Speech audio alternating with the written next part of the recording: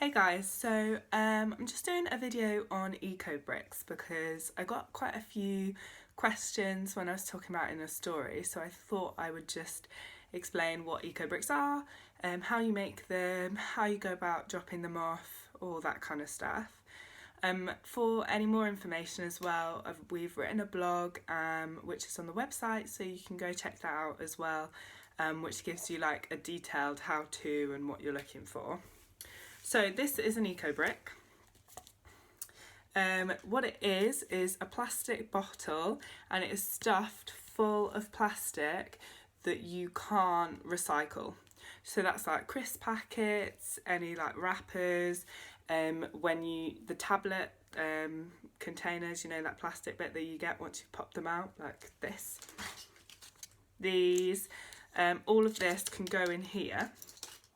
And then once you've compacted the whole thing in, so you shove it down, I use this stick, which is perfect for it, which I got from my dad. I'm not sure where we got it from, but I've got it.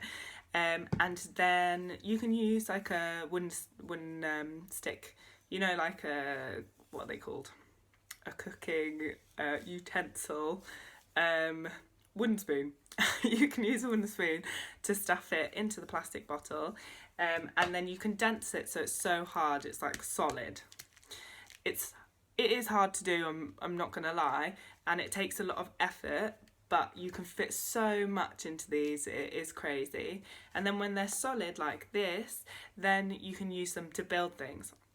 So in some developing countries they've been used to build houses, but you can use them for building playgrounds, like benches. I've seen them when I've been travelling, a bench made out of them, little stools, things like that, and they can actually look quite cool. It's like upcycling. So that's what an Ecobrick is. So once you've stuffed it full of plastic, you have to weigh it, and it needs to be the weight of 1/3 of the millilitres of the bottle. So just bear that in mind and make sure you put some heavier plastic in as well. So that's what it is. Once you've made it, you can either collect them and use them yourself. I try to do them in the same size bottle because then it's easier, you have them all, and then you can actually build something out of them if you'd like. And I found that it's easier to do them in bottles with a flat bottom, because if you're trying to do them in Coke bottles, it can be actually quite hard to get it in those little standy feet that it has at the bottom of the bottle. So I'd advise to use a bottle like this. Anyway, so once you have it, then you can keep it for yourself, or you can take it to a drop-off spot. There are a few in Leeds that I know about, but if you're looking for them, you can go onto the Ecobrick website, and there you register your brick, you write the weight of it on there. I write my Leeds and my name, just so that I know it's my Ecobrick, and then it will tell you on there other people in your region or in your city that are also making them, and you can form a group and make them together. And on there you can also request an Ecobrick if you're looking for one.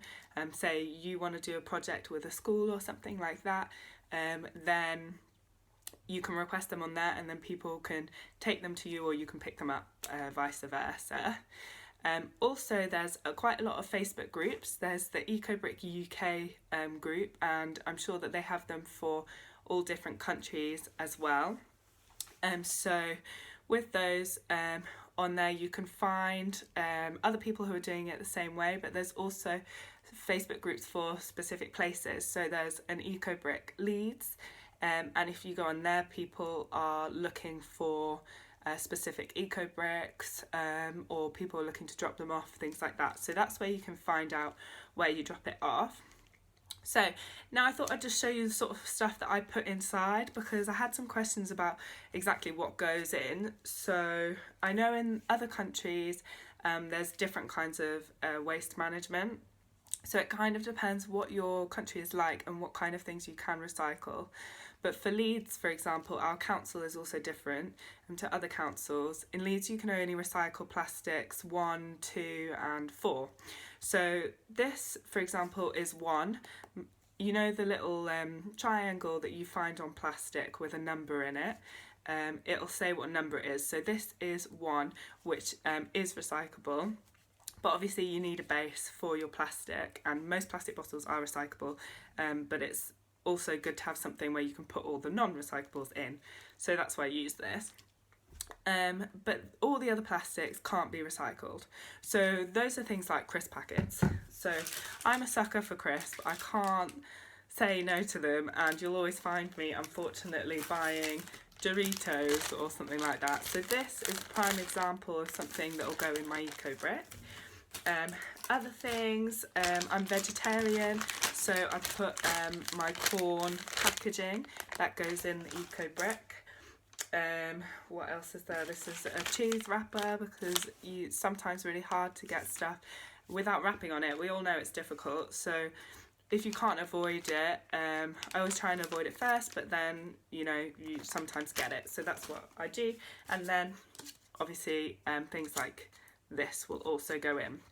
So what I normally do is I'll wash it so there's no food left, because you can't have any food in it, and then I dry them out, and then I'll normally rip them or cut them with some scissors into smaller pieces. So this crisp packet is actually alright. I don't need to make this any smaller. You don't need to cut them into really tiny pieces, it doesn't work like that. But say you had a big crisp packet, one of those jumbo ones, I'd probably cut it into half or quarters to make it easier. Then you take your bottle, here's my bottle, empty one, and then you just stuff it in. So stuff it in like this first, to just get it in the bottle. Ta-da. Then I get my stick and I literally just jam it like this.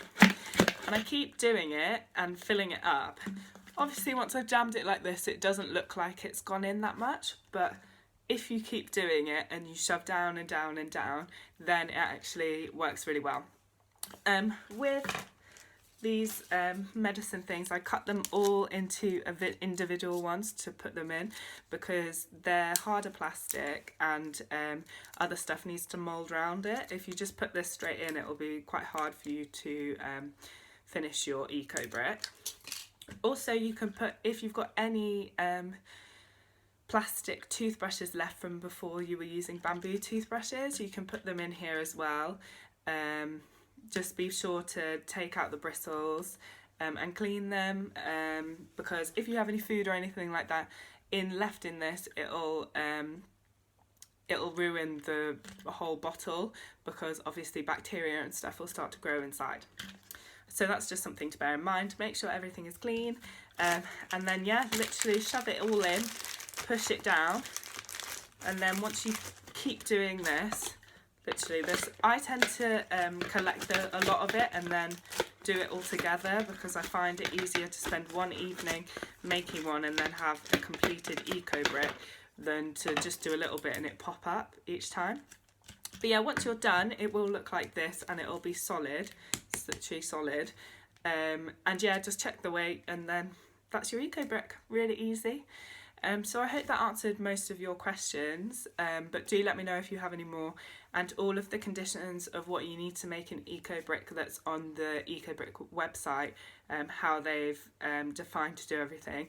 You can also see on a blog post that we've got, and I will link that now down below, so you can also see how to make them from that link. So yeah, let me know if there are any other questions, but otherwise I hope that will help you, and happy eco-bricking.